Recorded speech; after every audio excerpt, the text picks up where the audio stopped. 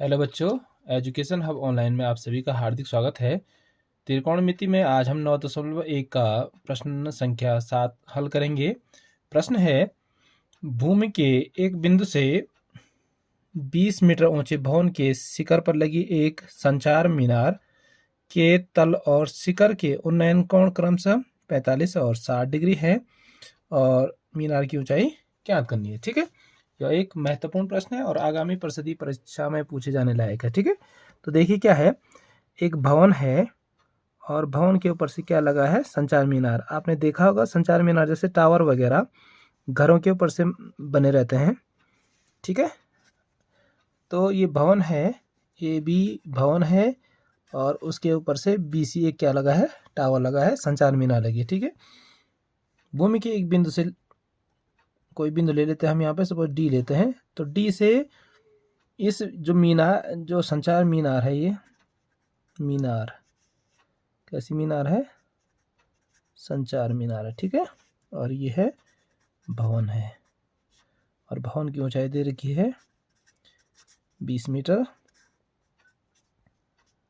ठीक है, और इसके संचार मीनार के तल का उन्नयन कोण है 45 डिग्री। ठीक है, और शिखर का उन्नयन कोण है 60 डिग्री। ठीक है बच्चों, ये है फिगर। तो ज्ञात क्या करना है, मीनार की ऊंचाई ज्ञात कीजिए। संचार मीनार की ऊंचाई ज्ञात करनी है। मान लेते हैं इसकी ऊंचाई क्या है, H मीटर है। ठीक है, लगभग 20% काम हमारा चित्र से हो गया है। ठीक है, ट्रिग्नोमेट्री में चित्र काफ़ी वैल्यू करता है। तो बढ़ते हैं आगे, क्या ज्ञात करना था, मीनार की ऊंचाई। तो हम मान लेते हैं, माना मीनार की ऊंचाई is equal to H metre. ठीक है, H मीटर मीनार की ऊंचाई है। अब किस में चलेंगे, देखो आइडिया क्या करना है, हमने निकालना है ये वाला पोर्शन, और किसी भी जैसे ये वाला पोर्शन बड़े वाले त्रिभुज का एक लंब का भाग है, तो उसके लिए हमको आधार की आवश्यकता होगी। तो आधार निकालने के लिए पहले हम छोटे वाले त्रिभुज में चलते हैं। देखो छोटा वाला त्रिभुज है DAB। DAB में आधार निकालना है। लंब दे रखा, कौन सा त्रिकोणमितीय अनुपात लगेगा, बिल्कुल सही है, 10 लगेगा। तो 10 बराबर होता है लंब बटे आधार। उसके बाद आधार ज्ञात हो जाएगा। उसके बाद फिर बड़े वाले त्रिभुज में हम लंब बटे आधार करके लंब का ये वाला पोर्शन भी ज्ञात कर लेंगे। ठीक है, समझ गए होंगे आप हिंट को। तो बढ़ते हैं त्रिभुज DAB में 10D इक्वल टू लंब बटे आधार।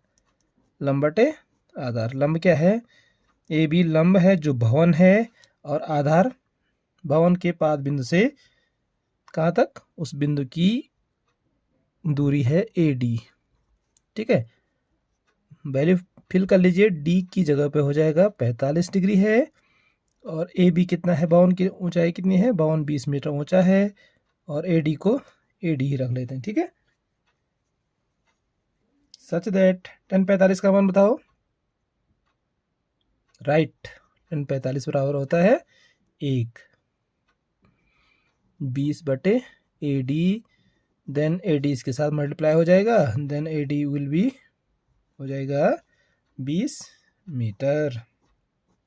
ये वाली दूरी भी आ चुकी है। ठीक है, अब चलते हैं बड़े वाले त्रिभुज में। बड़ा वाला समकोण त्रिभुज है DAC। यहाँ भी कौन सा त्रिकोणमितीय अनुपात अप्लाई होगा, 10 वाला। 10D बराबर हो जाता है लंब बटे आधार। याद हो गया बच्चों, अब साइन बराबर होता है लंब बटे कर्ण, कॉस बराबर होता है आधार बटे कर्ण, 10 बराबर होता है लंब बटे आधार। लंब है आपके पास AC upon AD, such that 10। अब D कौन सा कोण है अभी बड़े वाले त्रिभुज के लिए, D है 60 डिग्री। 10 60 equal to AC। देखो इस AC को दो भागों में बांटेंगे, ये हो जाएगा AB धन BC अपॉन AD कितना आया है अभी, चलो AD को फिलहाल AD रख लेते हैं, ठीक है। अब यहाँ से हम वैल्यू फिल कर लेंगे। ये हो जाएगा 10 60 इक्वल टू AB है 20 और BC है H अपॉन AD कितना आया, ये भी आया है 20, ठीक है। 10 60 का मान भी रख लेते हैं। 10 60 होता है √3 equal to 20 plus H upon 20, ठीक है। सच दैट ये हो जाएगा, ये इसके साथ देखो जो भाग में है पक्षांतर करके गुणा में चले जाता है, ठीक है बच्चों। याद रख लीजिए पक्षांतर का नियम क्या है, धन वाला ऋण में चले जाता है, ऋण वाला धन में जाता है, गुणा वाला भाग में जाता है और ये भाग वाला गुणा में चले जाएगा। तो ये हो जाएगा √3 into 20 equal to 20 plus H, such that ये हो जाएगा 220 इंटू √3, ये इधर आ जाएगा तो -20 equal to H, such that H equal हो जाएगा 20 कॉमन आ जाएगा और ये बचेगा √3 -1, ठीक है बच्चों, मीटर।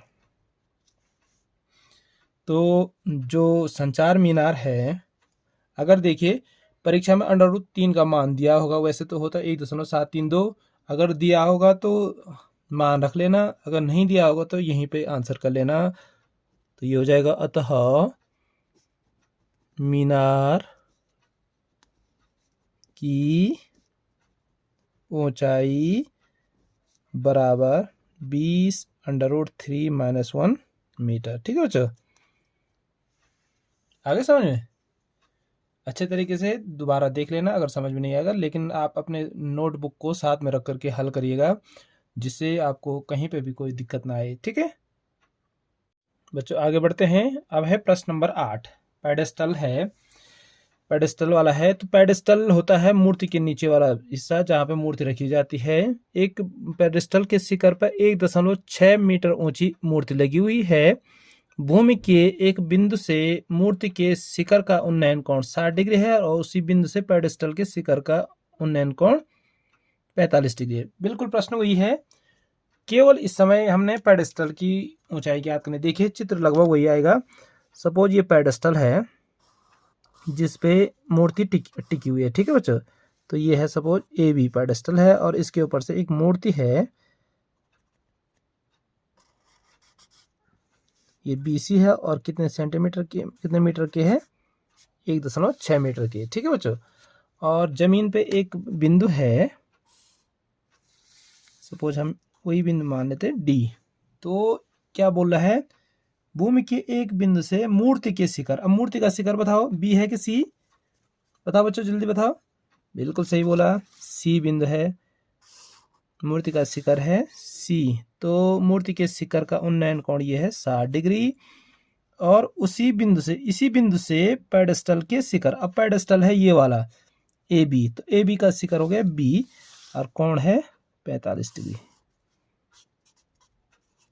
ठीक है। एक बार आप खुद ट्राई कर लेना और जहां पे समझ में नहीं आएगा वीडियो को पूरा देख लेना, ठीक है। AB पेडेस्टल है और सपोज इसकी ऊंचाई हमने क्या मानी है, H मान ली है, ठीक है। यही ज्ञात करना है पेडेस्टल। पिछले वाले प्रश्न में ऊपर वाला पोर्शन ज्ञात करना था, इस समय नीचे वाला पोर्शन ज्ञात करना है। तो बढ़ते हैं सॉल्यूशन की ओर। तो देखिए माना, क्या करेंगे, माना पेडेस्टल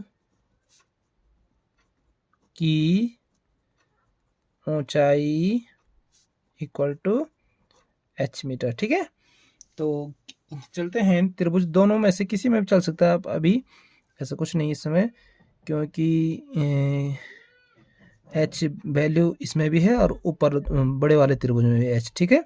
तो चलते हैं छोटे वाले त्रिभुज DAB में, त्रिभुज DAB में 10D इक्वल टू लंब बटे आधार। यहाँ पे कर्ण का कोई रोल नहीं है, इसलिए हम साइन और कॉस के बारे में तो सोचेंगे नहीं, ठीक है। तो ये हो जाएगा 10 लंब है AB बटे आधार है AD, ठीक है। और 10D छोटे वाले त्रिभुज के लिए D है 45 डिग्री और AB है H/AD को AD रख लेते हैं, ठीक है। सच दैट 10 45 बराबर 1 equal to H/AD such that AD equal to H, ठीक है। AD भी आ गया H मीटर का। जो पेडेस्टल की ऊंचाई है वही उस बिंदु की पेडेस्टल के पाद बिंदु की दूरी होगी, ठीक है बच्चों। ये इस AD भी कितना आ गया, H आ गया। अब चलते हैं बड़े वाले त्रिभुज में, त्रिभुज DAC। तो DAC में भी क्या बोला मैंने, 10 यूज करेंगे इक्वल टू लंब अपॉन आधार। तो ये हो जाएगा लंब है AC अपॉन आधार है AD सच दैट, अभी 10 कितना है 60 डिग्री है भैया। AC के जगह पर हम क्या रखेंगे, 2 टुकड़ों में रख लेंगे AC को, बिल्कुल जैसा आप पिछला वाला प्रश्न 7वां वैसे ही है 8वां भी, केवल वैल्यू चेंज है थोड़ा सा, और AD, ठीक है। वैल्यू फिल कर लेते हैं, 10 60 बराबर हो जाता है √3। AB की जगह पे हो जाएगा H, BC की जगह पे 1.6 अपॉन AD है H यहाँ से, ठीक है। तो इसको या तो क्रॉस मल्टीप्लाई कर लेते हैं, ये हो जाता है H into √3 equal to H plus 1.6, ठीक है।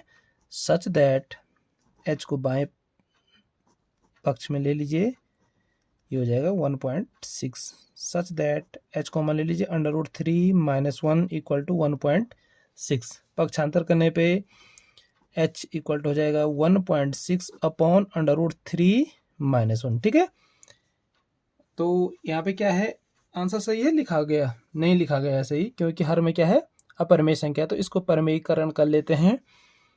तो ये हो जाता है, इसके संयुग्म में से गुणा और भाग कर लेंगे, तो √3 का प्लस -1 का संयुग्म में होता है √3 प्लस 1, हर में भी करेंगे और अंश में भी करेंगे, ठीक है।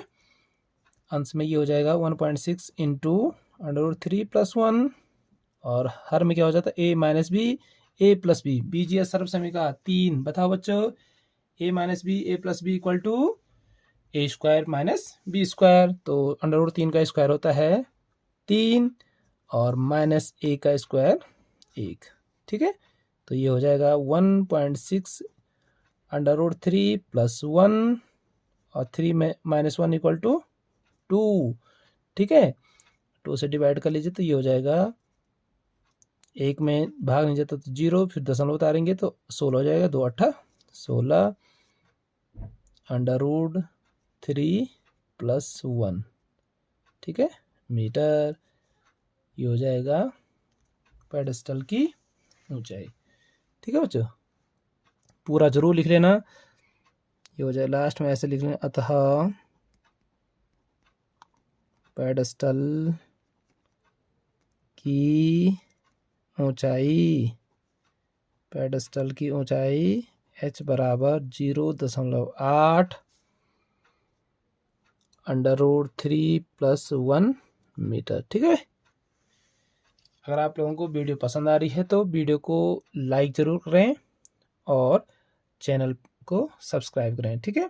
और अपने क्लासमेट्स को ज़रूर शेयर करें। Thank you.